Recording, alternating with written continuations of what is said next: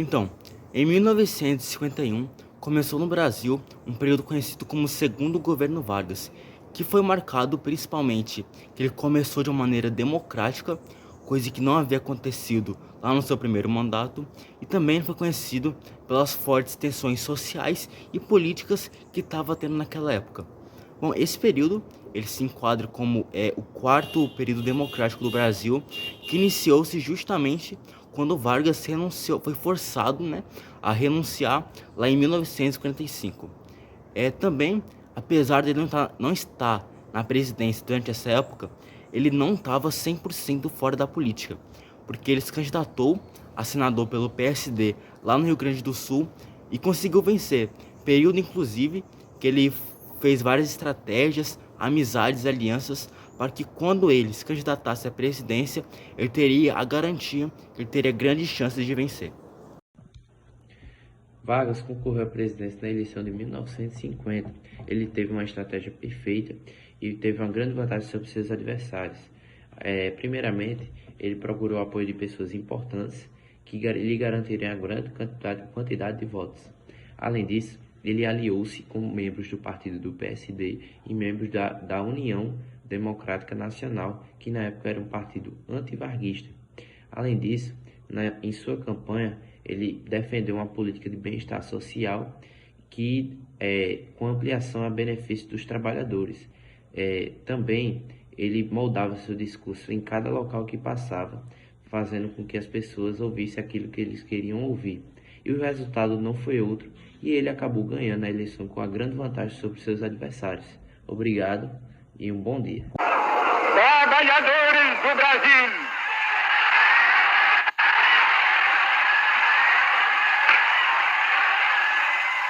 Depois de quase 6 de afastamento, durante os quais nunca me saíram do pensamento a imagem e a lembrança do grato e longo convívio que mantive convosco, eis-me outra vez aqui ao vosso lado para falar com a familiaridade amiga de outros tempos.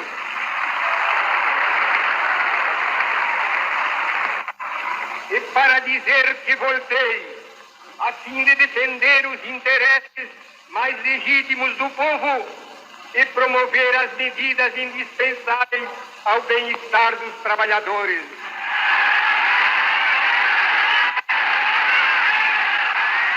Esta festa de 1º de maio tem para mim e para vós uma expressão simbólica. É o primeiro dia de encontro entre os trabalhadores e o novo governo.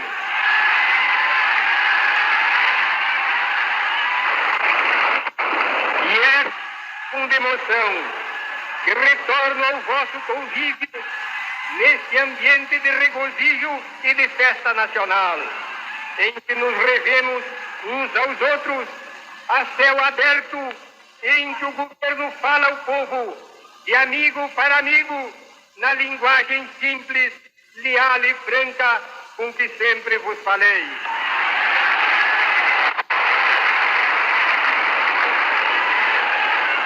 Trabalhadores do Brasil,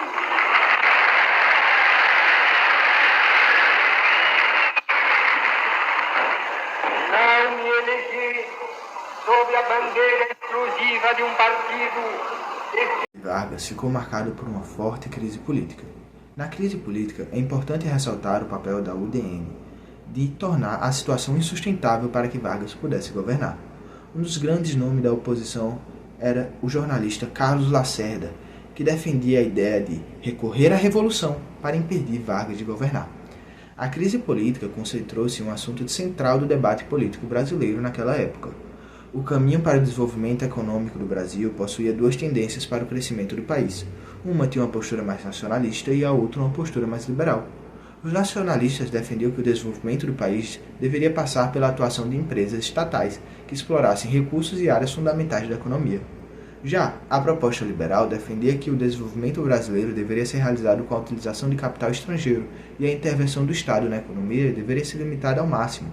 Getúlio Vargas tendia para uma proposta mais nacionalista, E a ação do governo que mais repercutiu foi a proposta de criação de uma estatal para explorar o petróleo e de outra para a produção de energia elétrica, a Petrobras e a Eletrobras.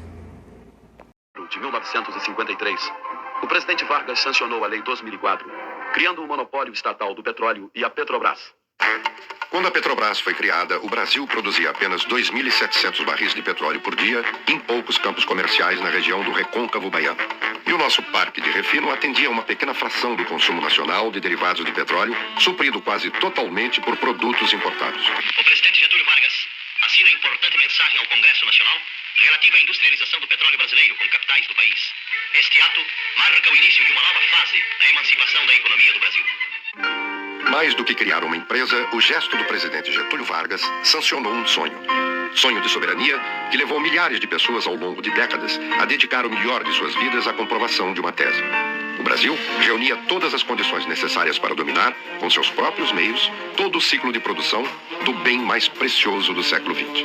Sonho que culminou numa das maiores campanhas de nossa história, resumida por uma palavra de ordem que dominou a cena política no final dos anos 40 e início dos anos 50. O petróleo é nosso. A tensão social também marcou fortemente esse governo. Sobretudo, a partir de 1952, essa tensão foi em partes, influenciadas pela crise política e pelos ataques que Vargas sofria. Mas a sua principal causa era a crise econômica, o fator que mais pesava o aumento de custo de vida. O aumento salarial havia sido determinado no final de 1951, mas não foi o suficiente para aplacar a insatisfação da população. Como os sindicatos nesse governo foram reorganizados, a mobilização dos trabalhadores foi certa. E assim, manifestações exigindo melhorias salariais começaram a acontecer no país. A tensão social encontrou seu auge em 1953, e dois grandes momentos foram a Marcha das Panelas Vazias e a Greve dos 300 mil. Ambos em março de 1953. O tamanho das mobilizações deixou uma mensagem clara para Vargas. Ele estava perdendo o apoio dos trabalhadores operários. Outro sinal da situação crítica do governo foi o Manifesto dos Coronéis, um documento assinado por 82 coronéis e tenentes-coronéis durante a crise acerca do aumento do salário mínimo. O documento atacava abertamente o governo de Vargas e demonstrava que a possibilidade de um dos golpes militares contra o governo existia. A situação crítica do governo piorou quando, em 5 de agosto de 1954, uma tentativa de assassinato aconteceu durante o atentado da Rua Toneleiro. O alvo foi Carlos Lacerda, o maior nome da oposição. O jornalista feriu-se levemente. Mais de um seguranças, o major da aeronáutica Rubens Vaz, morreu. A crise que atingiu o governo deixou a situação insustentável. As investigações descobriram que o mandante do crime tinha sido Gregório Fortunato, o chefe de segurança do Palácio Presidencial. As denúncias também descobriram que Gregório Fortunato estava envolvido em um grande esquema de corrupção. Nenhuma das denúncias, porém, indicava o envolvimento do presidente. Em 23 de agosto, o vice-presidente Café Filho rompeu abertamente com Vargas e reforçou o isolamento do presidente. Os militares e a UDN exigiam a renúncia imediata de Vargas. E os militares o fizeram em um documento conhecido como Manifesto à Nação. No dia 24 de agosto, por fim, Vargas recebeu um ultimato dos militares. No mesmo dia, em seu quarto, localizado no Palácio do Catete, Vargas cometeu suicídio atirando contra o próprio coração. Uma carta-testamento foi redigida pelo presidente defendendo seu governo.